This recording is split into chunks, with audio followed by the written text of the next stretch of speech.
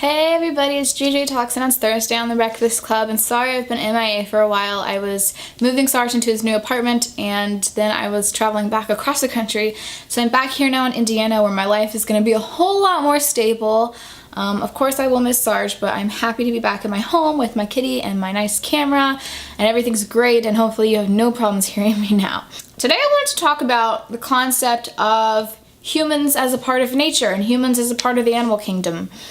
Because, I don't know, because I was talking about it with someone the other day and it was just a really interesting conversation. Now, before I start this conversation, I would like to disclose that I am a vegan, and I am a huge animal lover, and you know, I found tofu in a fucking dumpster, and like, I love animals. I worked at an animal shelter for a long time, and you know, I don't want to make this about, me trying to impose these views on you or try to like force you.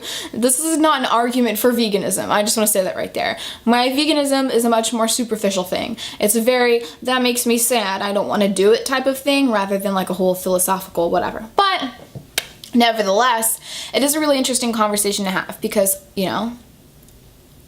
obviously humans are a part of the animal kingdom, right? That's just like an objective scientific fact. We're animals. But we have, in most ways, transcended so far above the previous top of the food chain that it's almost like we're not animals. We have gotten to, the comparison I used was like capitalism, which is I'm not trying to get into an economic argument right now, but basically my point was like, the more humans grew in brain development and ability to make tools and communication, stuff like that, the faster we grew, you know what I mean? Like, so the more advanced we got, the faster we would advance. And so basically we've left every other animal in the dust, and we're kind of like literally to the moon now. Well, animals can't even speak and communicate with each other. So it's just really interesting because, on one hand, we did fairly evolve to be at the top of the food chain, through tools and stuff. But on the other hand, it seems kind of ridiculous that, like, people who were born into a world with AK-47s think that they're somehow more successful than a fucking elephant because they shot a fucking elephant. It's like, you know what I mean? Like, you didn't make this tool. You were fortunate enough to be born into an animal species that had created these tools, and that all of a sudden makes you better than this other species, even though you as an individual haven't really accomplished anything to make you better than this other species. I just think it's an interesting thought, because it started with how many sharks we kill per year. We kill 100,000 sharks per year. That's a lot of fucking sharks. Do you know how many people are killed by sharks per year? Like 3, maybe. Not that many. In America, I'm not sure on worldwide stats, but in America, like, nobody fucking gets eaten by a shark. And when somebody gets eaten by a shark, it's a giant fucking tragedy. Oh my god. The shark... The shark killed somebody. What a horrible, horrible creature. We kill 100,000 of them every fucking year. We're only fucking animals. You know what I mean? And we are wired to care more about our own species, right? Like most animals are.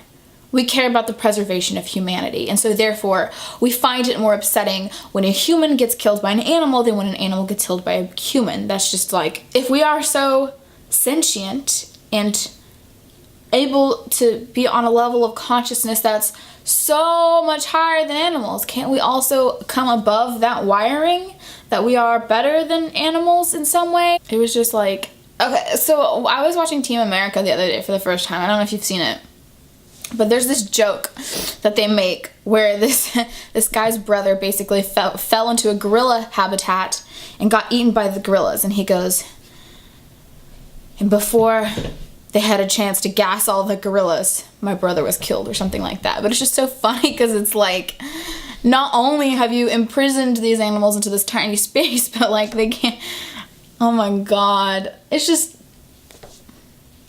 It's ridiculous how we treat animals. And like, it's not even like, again, it's not like a personal, like, emotional thing. Like, it's just like, objectively to me, ridiculous. We see human life as somehow so much more sacred than an animal's life. So much more. Not even just like a little bit more, like significantly more sacred. Which just like blows my mind. Because we are a part of nature.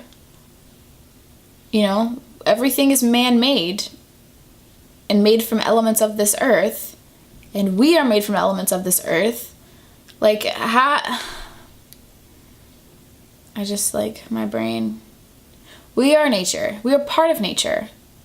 And though I understand, like, why we feel the need to feel like we're better than other animals, sometimes it does seem a little bit ridiculous when I see, like, yes, it's very sad that someone was eaten by a shark, but, like, we kill 100,000 sharks per year, like, chill the fuck out.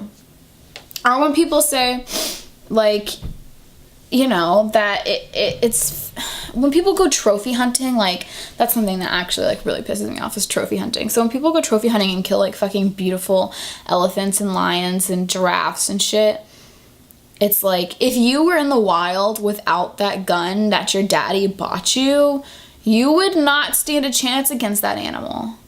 Are you really that much better? Like, you know what I mean? It just, I don't know. But on one hand, it is fair because we evolved to be able to make these tools and to be this smart. And, you know, we won. We won the fucking evolution lottery. We did. And so maybe it is fair. But I feel like we could use that level of evolution to be self-aware enough to not do the ridiculous things that we do. We're destroying the fucking planet. How fucking smart is that? The fuck are we? Just some stuff I've been thinking. Just some stuff I've been thinking about. Or when something else that we're talking about is like, if humans interfere with nature, are you like disrupting the natural order of things? Like the circle of life, blah, blah, blah, what the fuck ever. So like, one time I prevented a female peacock from being raped, a peahen from being raped by a peacock. Yes, I did that. So I chased him away and I stomped at him and screamed at him and stuff. And so, you know, Sarge and I were talking, he's like, is that interfering with nature? Because animals rape each other all the time. I'm like, yes, but they also did that recent study with rats and kind of proved that animals have empathy. So if we are not unique in the fact that we have empathy, then no, I didn't really disrupt nature. You know, there are plenty of mother animals that take in animals of a completely different species and mother them. Are they interfering with nature? Shouldn't those babies just die and be eaten by something? No, other animals interfere in nature all the time, so why is it wrong if we interfere if we are also part of nature? I don't know. This is just like a lot of rambling thoughts. Humans and our role in nature and our existence as a part of nature or not a part of nature and our status on the food chain, and I would just like to hear some of your thoughts on it. And I will see you guys next week. I think we are starting a round robin tomorrow, so that's really exciting. And bye!